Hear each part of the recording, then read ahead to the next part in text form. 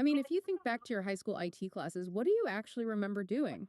Uh, Probably just pulling that little rubber ball out of the bottom of the computer mouse to clean the dust off. Right, exactly. Or, spending way too much time picking out the perfect dizzying slide transition for a presentation. Oh, yeah, the star wipe. The star wipe, yes. But we were basically just learning how to use a word processor. We were learning how to use software that someone else made. Yeah, we were users, Mm-hmm. consumers, basically. Exactly. But today, I mean, things are wildly different. Welcome to the deep dive, by the way. Today, we have this totally fascinating stack of source material in front of us. It really is. We are looking at the official Malaysian computer science textbooks, and this spans from Form 1 all the way to Form 5. So this is essentially 13-year-olds up to 17-year-olds. Yeah, it includes the Asas Sains computer for the younger students, and then the Sains computer syllabus for the older ones. Right. And the mission for this deep dive, really, is to look at how these kids are being tested. Yes, our specific focus today is to answer this. Apakah jenis dinosolen peperiksan und Asas Sains computer tingkatan 1 hingga 5?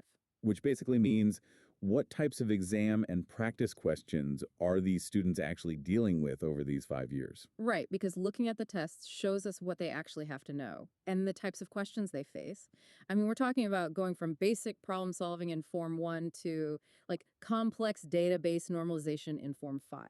Yeah, we can see exactly how a modern computational mind is being built right from the ground up. Because these are not just, standard multiple choice tests where you cram the night before and forget it. No, not at all. They are rigorous. Give me a sample of Form 1 question.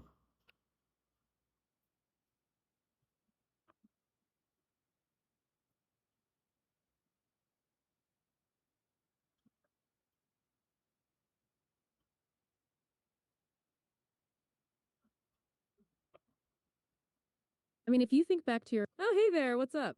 Give me a sample of Form 1 question.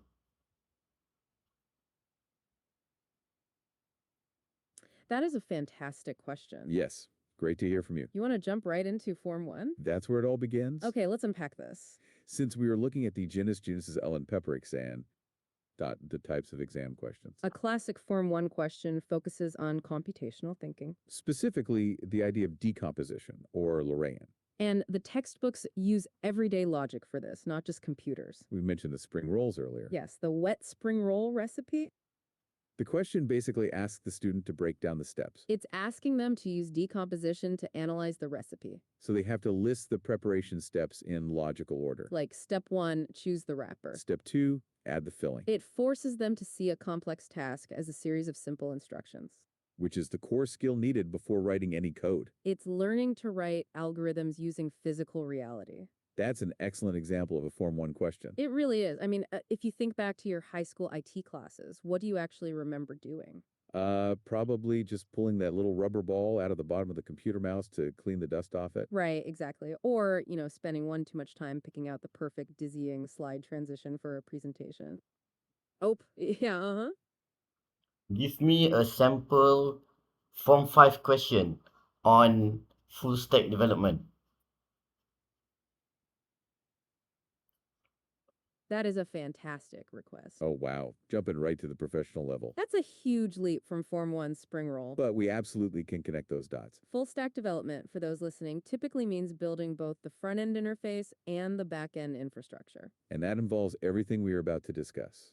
You essentially want 5 questions that combined the most advanced topics in the curriculum. Exactly. We see elements of full stack work in the later Form 4 and Form 5 questions. Let's quickly outline 5 sample questions that mirror that professional demand. Question 1 would focus on the front end, perhaps asking them to design the interface logic for a capstone project. Like the app ut menjejak masa bermain, the time tracking app we saw in the source material. Yes.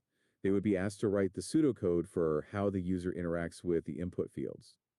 Question 2 would pivot to the back-end database design. They'd be given a messy spreadsheet, like the library borrowing system we will discuss. And the question would require them to normalize that data to third normal form, or 3NF. That's classic back-end architecture. Question 3 would be a full-stack integration problem, asking them to write the logic for data retrieval. For example, write the algorithm to sort the CUI prices from the database table in ascending order. That brings the back-end data to the front-end display. Question 4 would test security and data validation.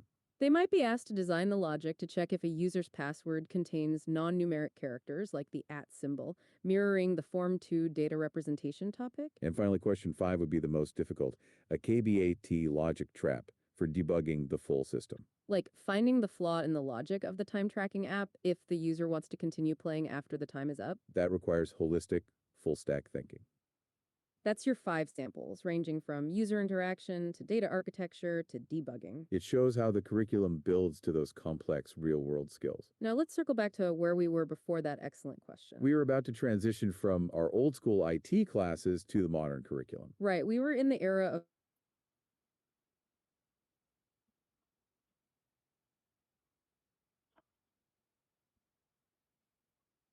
If you open up your laptop right now and zoom in a million times, you are not going to find math. Right, no math at all. Yeah, you won't find lines of code and you won't find software. You'll literally just find billions of microscopic switches flipping on and off billions of times a second in the absolute dark. It's kind of wild to think about. It is. And yet, from that mindless mechanical flickering, we get the entire modern world. I mean, global financial markets, artificial intelligence, streaming video, space exploration.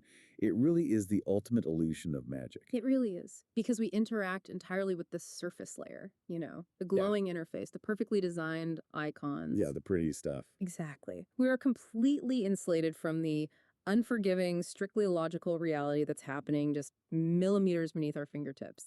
Because there is zero. As traditional lifespans collapse, a new curve emerges. Exponential organizations, or EXOs, are designed to generate 10 times the impact and output of their peers. Johor Corporation is currently orchestrating a transition into this category. Surviving in the modern global economy requires moving away from managing scarce physical resources and instead building an architecture to manage the abundance of information generated across its sectors. How exactly does a massive multi-sector conglomerate pull off that kind of transformation? Traditional corporate restructuring and culture shifts move on a linear timeline. They are too slow to keep pace with a world where technology and information move exponentially.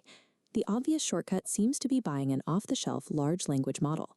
An LLM is an artificial intelligence system trained on massive amounts of text to understand and generate human language. But plugging a basic LLM into a complex corporate structure is a trap.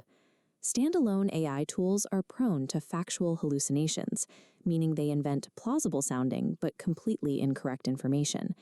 Worse, when different departments buy their own separate AI software, they create disconnected data silos where critical information is trapped. To avoid this, J-Corp is building a centralized intelligence backbone called the Cognitive Intelligence Hub, or CIH. Deploying dozens of fragmented AI tools across a company leads to organizational amnesia. Establishing a single, unified digital brain through the CIH is a matter of long-term corporate survival. The Cognitive Intelligence Hub relies on 4 distinct technical components to successfully operate where traditional AI fails. First is the Enterprise Knowledge Graph. It maps exact real-world relationships between corporate assets, land banks, and capital, rather than storing flat text documents. Second is Graph RAG. It forces the AI to trace a verified path through the graph before speaking, eliminating hallucinations. Third are semantic layers. These use taxonomies and ontologies to teach the AI to understand J-Corp's specific internal terminology and business logic. Finally, we have agentic AI. These are multi-agent systems capable of executing automated tasks and validations across the enterprise using that structured knowledge. Together, these 4 components interlock to strip away the noise of raw data, converting it into a reliable stream of validated strategic insights. But installing a centralized digital brain across an entire conglomerate